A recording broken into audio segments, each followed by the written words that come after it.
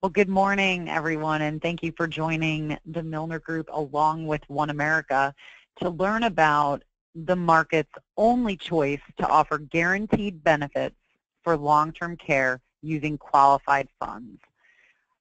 This is Julie Stewart. I'm the Annuity Director and Specialist here at the Milner Group, and I'm here with Jordan Fields, and he is a development wholesaler for One America. So in general, interest in long-term care planning has made a comeback in a very big way.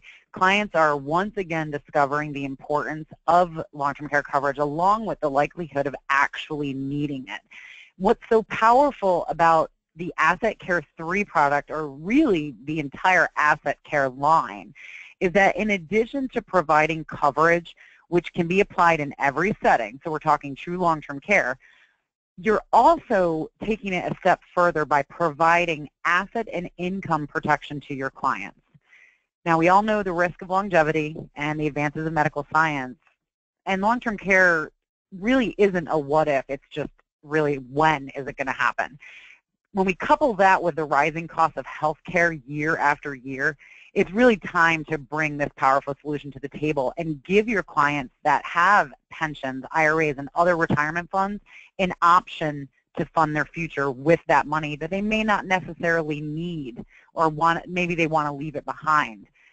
One America has been in the business over 26 years. They are A+ rated, and I believe the Asset Care platform has been around for, I want to say over 20 years, but Jordan can correct me if I'm wrong. So they really do have this particular solution on lockdown. And today we're focusing on one option for Asset Care, but make no mistake, the product can absolutely be funded with non-qualified dollars in either a single or annual payment mode. So before we get started, I do want to mention that this is a live webinar, and we want it to be interactive, so we invite you to ask questions by using the chat box to the right of the screen. As you're typing them in, we're going to be monitoring them and asking them as we go along, so please take advantage of that. And without further delay, Jordan, take it away. Awesome. Thank you, Julie. So I want to thank everybody for taking time out of their day to be a part of this. What we'll be focused on primarily is the plan called Asset Care 3, which is the only plan out there that uses qualified funds to fund a long-term care plan. I'm going to show just a real quick snippet here. This just gives you an idea of our portfolio of solutions here. And the wheelhouse that we'll be focusing on is in the Asset Care setup. Now, I won't be going into the Asset Care 1, 2, and 4. But the thing I wanted to kind of highlight between all of those is conceptually they all function the same way. The thing that makes Asset Care 3 different than all the other ones is that it uses qualified funds. So the funding source is really the difference between all the different numbers of the Asset Care plan. So we're focusing on Asset Care 3. But before we look at the specific product itself, I want to kind of talk conceptually about where the Asset Care plans fit in. And typically when you're working with these clients, you're looking at, dealing with their plans holistically and finding a source of their assets that they don't need for income and better leveraging it for long-term care. So picture this as a typical portfolio for your clients that you work with. Everybody's going to have some conservative, moderate, aggressive funds. But what we're looking to do is carving out a chunk that they don't need for income. So in this example, we're going to look at carving out $126,000. Now this is going to be qualified funds. I apologize, I did not switch that to qualified funds there, but we're carving out this chunk here, and we're going to instantly leverage that $126,000 for over $250,000 for long-term care. We're able to get that via the death benefit of a life insurance contract. That death benefit of the contract is also going to make up the long-term care pool that we pull from. So those two will be one and the same. Now there's going to be some moving pieces, and I'll get into that in more details here. But we also have a way to extend the coverage beyond that base contract. So that first part there that you're seeing there, that's in blue carving into the assets, that's going to be on the whole life chassis. The next part is what we call our continuation of benefits. That's how we extend the coverage beyond the base contract and are able to offer a lifetime unlimited pool of benefits. One of the only companies out there offering this setup, and especially when you factor in like Julie mentioned, longevity and how much longer people are living, and also when you couple that with the risk for Alzheimer's and other forms of cognitive impairment, it's a very strong piece to have in your quiver when it comes to talking about long-term care. But without further ado, let's actually look at this example that we're going to talk about. So we're going to be looking at two 60-year-olds, and we're dealing with qualified funds here. What we're going to now, what we have to keep in mind is when it comes to qualified funds, there's no way to get around paying taxes. And if you were to take qualified funds and put them directly into a life insurance contract, you would pay taxes on that full amount. That would count as earned income for the client. So in this example, remember, we're taking that $126,000, but instead of taking that tax hit all in year one, what we're going to do is put it into an annuity first. And over the course of 20 years, we will liquidate that annuity funding the life insurance contract. Now, those distributions over 20 years, that is a taxable event that will count towards the client's required minimum distributions. But when we visualize this, one of the things I do is I tell advisors is to picture this as an hourglass. And at the top of it, you're going to have that qualified annuity. Now, realize all this transfer from the qualified annuity into the life insurance contract is all going to be internally. So this is nothing neither you nor the client has to worry about. So we're going to take that $126,000 and we're going to take a distribution over the 20 years. It's going to be a little bit over $8,000 a year, and that's going to up front get us a life insurance contract, a death benefit of $132,000.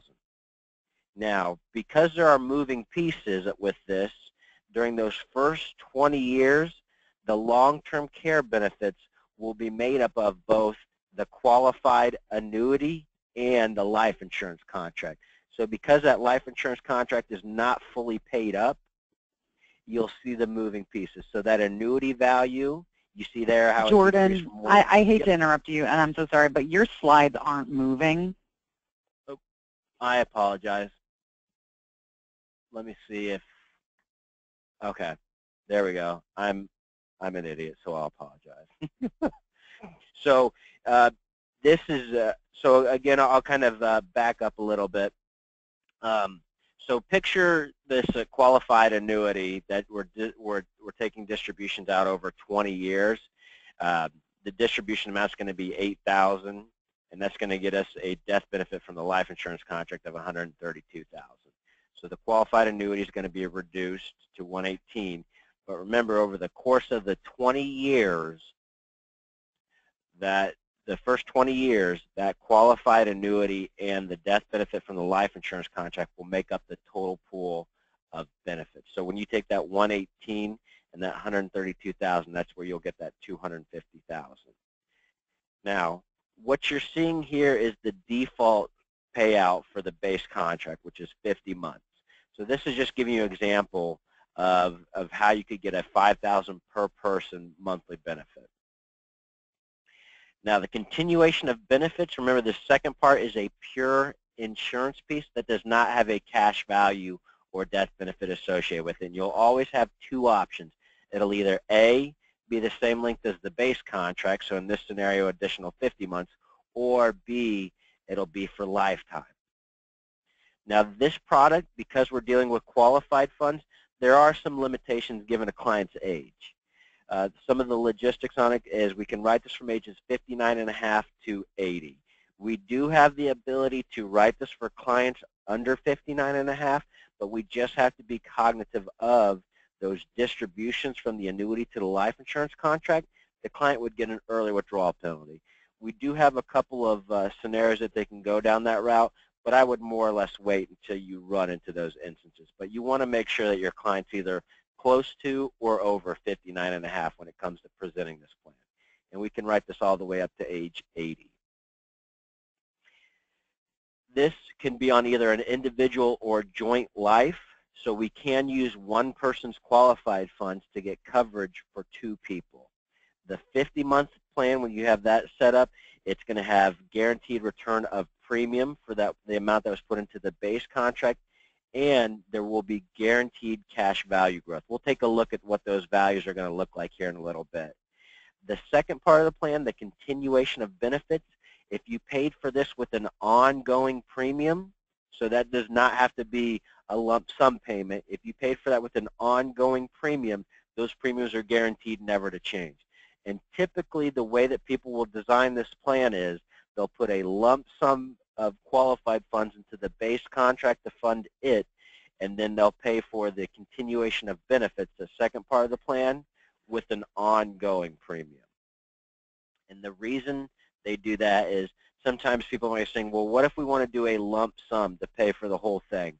We can't exactly do that in this Asset Care 3 plan, because if we use qualified funds to pay for this second part of the plan, if we used a lump sum of qualified funds to pay for that second part, that will count as a taxable distribution. The client would take that tax hit all in year one. So we have ways to design the plan around that, but we won't get into that in this scenario. But if you do have cases that that's the case, we can definitely go into those details. But typically, you'll see the second part of the plan, the continuation of benefits, funded with an ongoing premium. Again, because this is funded with qualified funds, some examples of funding sources would be 401ks, IRAs, 403bs, or any qualified monies. Now, I've talked kind of conceptually about the plan. I'm going to get to an illustration here in a second, but I just want to double check to see if there's any questions that people have so far at this point along talking about the Asset Care 3 product.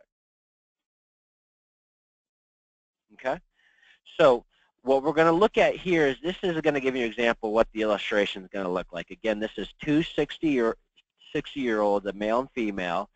You'll see that our death benefit up front was $250,000. We designed this to pay out over 50 months, and this is going to pay out $5,000 per person per month. So if they both went on claim at the same time, they would each get that $5,000. Now, I want to make sure I'm re-emphasizing the importance of putting two lives on one contract, because one, it is something that is unique to the One America products, and two, it is a great way to get leverage. And when it comes to putting a long-term care plan in place, when we put two lives in one contract, it doesn't matter what competing products you're going up against, our joint life is top-notch. It's almost unfair when it comes to the competition trying to be in our same level. The ability to add two lives on one contract really elevates the payout for long-term care, and what really separates our plans apart from the competition. Now, you'll see here, this is referring to just the base policy by itself. There is no inflation on the base contract. Some states do have the availability to put inflation on the base contract, but we don't typically see that. Where we'll see that is on that second part of the plan. But here you see that first year premium that's going into the base contract is over $126,000. But let's take a look at what the ledger values look like for this scenario. So here, these are all guaranteed values, so this can only get better than what you're seeing illustrated here. You'll see that we're putting $126,000 in, and you'll see a column that says life insurance premium and RMD. So what that number is right there, this $8,238, that's the amount that's coming out every year from the annuity to fund the life insurance contract. That is a taxable distribution, but once the client reaches 70 and a half, those distributions will count towards the required minimum distributions that they have to take once they're 70 and a half. So a great way to put a plan in place to not only get coverage for long-term care, but also give them a purpose for helping meet their required minimum distribution that they're going to have to take. The next piece here, the total accumulative value, that's kind of really irrelevant to the whole scheme of what we're looking at here. That's actually the value of the asset. You'll see here the total cash surrender value. This amount will always be that 126 or above, given that full return of premium. Now, you will see this number be a little bit higher. The reason why it's a little bit higher in this specific instance is because of there are surrender charges associated with it, but the surrender charges will never supersede the guaranteed return of premium with the contract. So that's why once we reach year 10, you'll see the total accumulative value and the cash surrender value will equal each other. And what's nice about this is that the life insurance contract has a rate that is growing at, as well as the annuity. The annuity is actually growing at 3%, and the life insurance contract is growing at a gross of 4%, but will net the difference of the cost of insurance. Now here, you're going to see the total death benefit. This is the pool where we pull from for long-term care. You will see this amount slightly decrease until it levels off in year 20. The reason why you're seeing this is for a couple of reasons, primarily due to the low interest rate market. When interest rates were higher, you would see either this number stay level or increase. But the reason why we're seeing a decrease in the low interest rate market is because the annuity is decreasing faster than what the life insurance contract is growing. Now, also keep in mind, if you get big objections from a client saying, well, you know, these decreasing numbers, you know, might be a little bit concerned. Remember, during the first 20 years of this contract, that the benefits are made of both that qualified annuity and the life insurance contract. So if they were to go on claim during the first 20 years, a portion of their benefit would be taxable. And it'd be the portion that would come out of the qualified annuity. The illustration has a great breakdown of the life insurance contract and the annuity. I hadn't really planned to get into that, but if we have time and would like to, I'm certainly more than happy to do that. But it's basically going to be associated with the percent payout from the base contract. And I'll get into that in a little bit. But also keep in mind, when it comes to it, you can always ask your client, well, which would you rather have? In year one, the total pool's $253,000. But remember, a majority of that's the qualified annuity. So you can always position to the client, well, which would you rather have? $253,000, where a majority of that asset is taxable, or would you rather have $224,000, where it's all tax-free? And I think another good selling point to keep in mind when positioning this product to clients is, you know, say that they're getting cold feet and they're thinking, you know what, I think if I had a long-term care event, I'll still use these funds for long-term care, but you know, it may be better suited, you know, vested in the market. But keep in mind that if they were having to take these distributions at the point at which they're needing care, everything that comes out of that qualified annuity is taxable. So what we're doing here is taking a taxable asset and putting a plan in place to turn it into a tax-free benefit on top of getting leverage for long-term care. Next piece I want to show you here, this is going to give a good breakdown of what the illustration is going to show. If you're running illustrations on our web-based software, you're going to see 3 scenarios outputted. We already looked at the base contract here, but you'll see 2 scenarios for the continuation of benefits. You'll see a continuous pay scenario as well as a single pay. Here you'll see that we still have that $5,000 per person monthly benefit, but we're paying for the continuation of benefits. We're getting a 3% compound inflation on that value, and that's going to grow from day one. That annual premium for that continuation of benefits is going to be this $2,601. Again, that premium is guaranteed never to increase, so you don't ever have to worry about having a rate increase conversation with your clients. Now, the illustration will show a single premium, a total single premium. Now, realize, I know I said this before, but I want to say it again, especially because I want to make sure people don't get mixed up when it comes to illustrations. You can pay for the continuation of benefits, that second part of the plan, with a single premium, but if you use qualified funds in the Asset Care 3 plan, that is a taxable event. So when it comes to this scenario, if you're interested in looking at this, I would plan on paying for that second portion of the plan with non-qualified assets. But again, if you just want to use a lump sum of qualified assets, we do have ways that we can design plans like that, but that would be a little bit more detailed than what we're going to get into for this. This is giving you an idea of what the output's going to look like on the illustration. Before I kind of pivot and talk about conceptually how the asset care plans can be designed, any questions on the values that were shown or anything correlated to the illustration values that we saw there?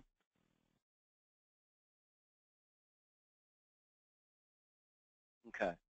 So this next piece here is giving you an idea of how our asset care plans can be designed. So this is true for all of our plans. Some states may have limitations, but typically this is what's going to be available. You'll see that there are 3 options. We have a 2% payout, which would make the base contract 50 months. You'll see again we have 2 options for the continuation of benefits, either the same length or lifetime. 3%, which can either also, which makes the base contract 33 months, and the continuation of benefits will either be the same length or lifetime, as well as a 4% payout. That would make the base contract 25 months, and then your 2 options are additional 25 months or lifetime. When it comes to best putting designs in place for illustrations, here's kind of the difference between the 2. If your client was more concerned about cash value and death benefit, I would lean more towards the 2% payout. If your client said that they were more focused on long-term care and did not concern about cash value and death benefit, this 4% payout is going to be the best option for them. But if you're wanting something more in between that's going to give them a little bit more leverage for their long-term care dollars, this 3% payout is going to be a good fit for them. Now, remember that second part of the plan, the continuation of benefits, is a pure insurance piece that does not have cash value or death benefit.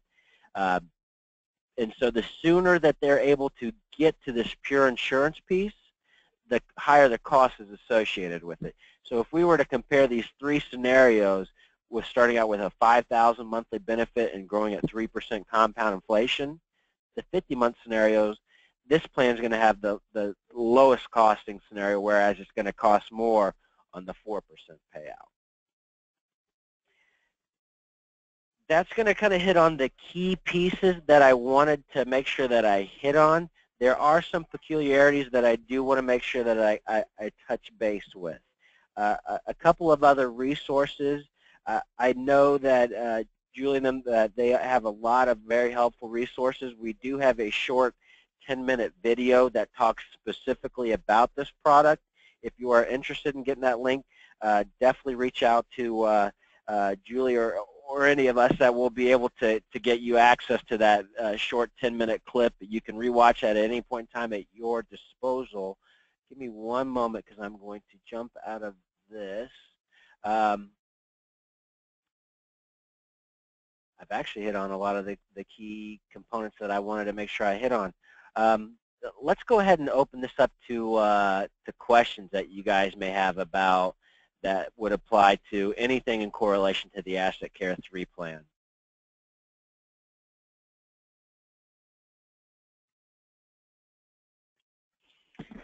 It doesn't look like anybody has typed in any questions yet, but I want to just reiterate that this solution, again, it's kind of a twofold process, right? So we have a qualified account. Clients aren't really interested in spend down. They don't need the RMDs, but they're maybe looking to protect it from market volatility.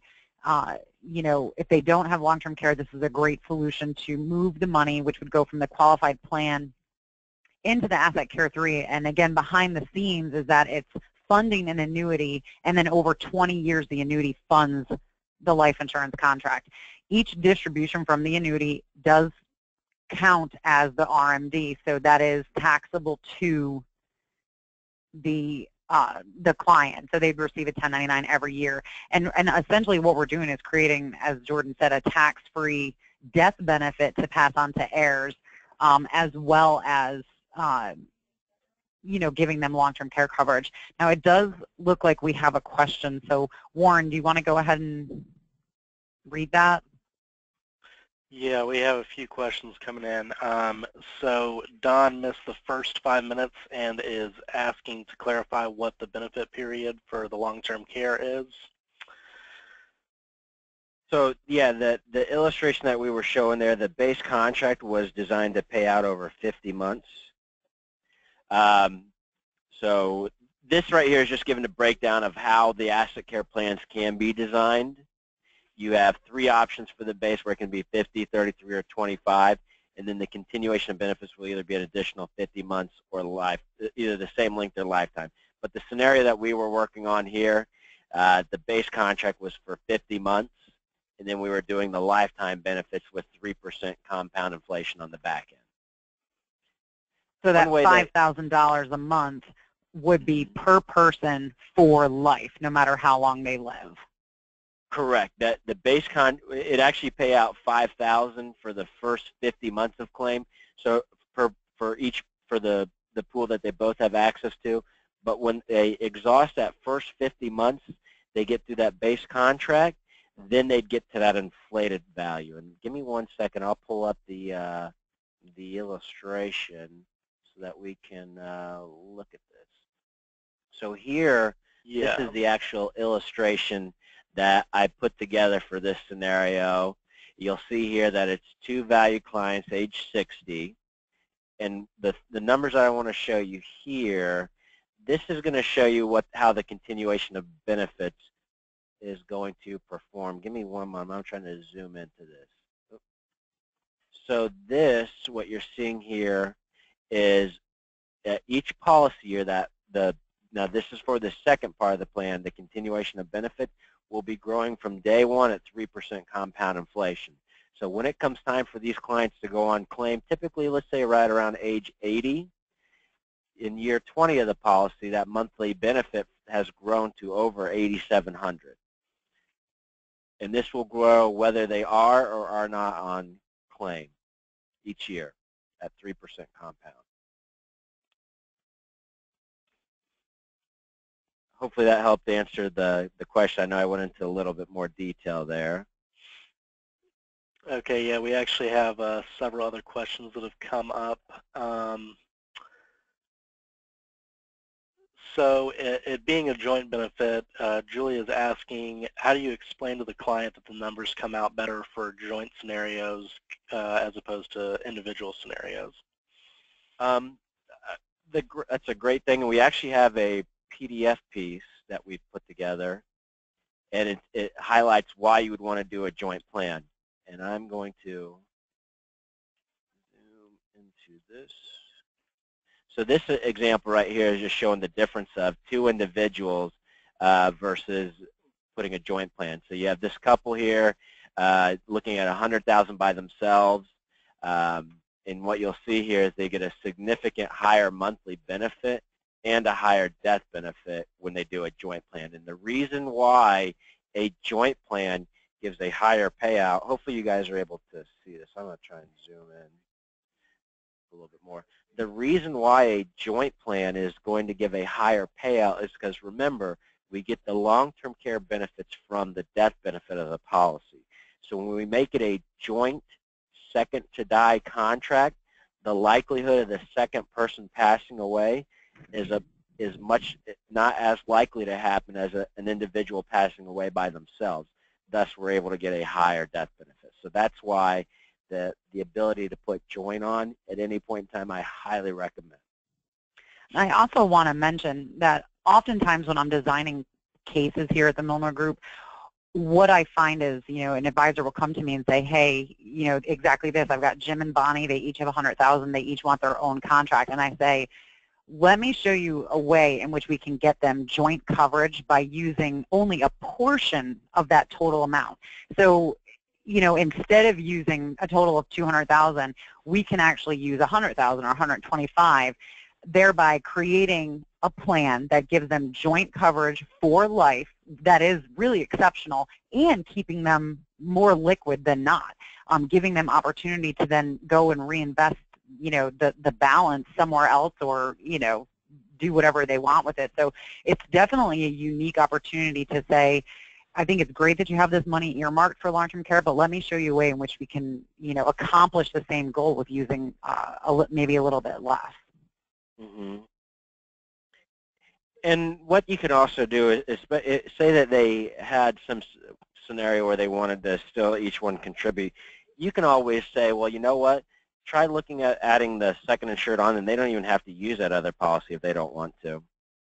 Not that I would still try and go to joint as much as possible, but I always tell people, well, so maybe one of the spouses already has a plan or coverage. Say, well, let's look at adding them on there, and they don't have to use those funds if they don't want to, but they'll still help their the other person get more leverage on their dollars. And two questions to kind of follow up on that as well. Asking if both insureds can collect the LTC benefit at the same time, and then also if the payout is $5,000 per month each, is it for a total of 50 months collectively or 50 months for each of them? Great question. So it's going to be, so think of this as a defined pool that they both have access to from the base contract. So if they both went on claim at the same time, they would each get that $5,000. They'd just burn through that base contract twice as fast. So that 50 months, they could both use it at the same time, or one person could use it all up themselves. So there's not two separate pools for each of them. It's a shared pool that they both have equal access to. Hopefully, I want to make sure that that makes sense, because oftentimes that's something that can be misrepresented, whether it's by our competition or just it may be a little misleading. So I want to make sure that that's very clear, that the benefits do not get reduced when both of them are on claim at the same time, especially if you have the lifetime benefits. Knowing that they have that unlimited pool that they have access to that'll last as long as they're alive, they have access to those funds, and it's not reduced when two of them are on claim at the same time. So they would each get that full amount. Okay, and can you go over what age group this typically is best marketed to, and maybe just the age ranges on what's offered from the product? Yeah. So again, this product, you'll see that this is written from 59.5 to 80. I'm going to go back to my slides here. 59.5. I would say that the sweet spot to look at this scenario is more for, I would say that you're looking for clients in that 59.5 to 75. Not saying that you can't do older than that, but 59.5, getting them while they're young and healthy is good. I always get a little timid when it comes to clients in their mid to upper 80s, just because of the potential with potentially getting declined due to health reasons. But if they're good and healthy, definitely no reason why they couldn't do this option. But 59.5 to 80 is the age range. If they're close to 59.5, definitely make sure that you work with us to make sure we, explore the options that they do have available. Okay, and another question, they're asking to clarify if in the scenario that you showed, they do have the option of paying $8,230 a year instead of dumping in the full $126,000, or is that incorrect? No, that's just the part of the internal mechanisms of the policy. So that amount that we're talking about here, sorry, I'm going the wrong way. That amount that's being referenced is $8,238. That's the internal that's the amount that's coming from the annuity to fund the life insurance contract. So that would be a completely different plan. That would be our Asset Care 4, which is our annual pay plan. If they didn't want to pay with the lump sum, they can definitely do it that way. But this is more geared towards using a lump sum of qualified funds. But this amount right here, this is not an additional premium. This is just letting you know that that's how much is coming out of the annuity each year to fund the life insurance contract. And that's what they're going to get a 1099 for each year for that distribution. Hopefully that made sense. Okay, and then we have another question. Assuming a couple will both be turning 70 this year and it's a joint funded, the RMD is for him, what happens if he were to pass away? Is it taxable non-RMD for her? So here's what would happen. If he was to pass away, we'd want to make her the beneficiary on the annuity. So it would become a spousal inherited IRA. So she would still have to take distributions on it. So she could continue the policy going as is, and those distributions would still count towards the RMDs that she's going to have to take. Okay, hopefully great. As I say, hopefully that answered the question. I do want to, before I forget, I want to talk about underwriting for this product. Because this is on a whole life chassis, this has the possibility of needing full underwriting. Now, what we're going to try to do is here's the process that we'll go through. The underwriter will review the application, and we will also pull the MIB and prescription report. Based off that, best case scenario is we'll say we can get this done with just a telephone interview where that client will be asked health and cognitive questions. But it's possible that the underwriter might say, you know what, we're going to need a little bit more information, and it may need, we'll forego the telephone interview, and there may be physician statements, parameds that we have to go through. We do have a good pre-screening process that if you have questions about a client's health, that you can send that into our underwriters. They'll review and let you know what the underwriting would look like and if they would or would not get table rated. For us, the ratings will look as so. They can either get a preferred or standard. That's associated with whether they have or have not smoked cigarettes in the last 12 months. So preferred if they're a non-smoker, standard if they're a smoker. And there's potential that we can take a look at more cases than what other carriers will. So we have the ability to table rate the clients, as whereas most carriers would outright decline them, we have the ability to table rate from table 5 through 8 to take consideration of clients that maybe weren't able to qualify for other carriers.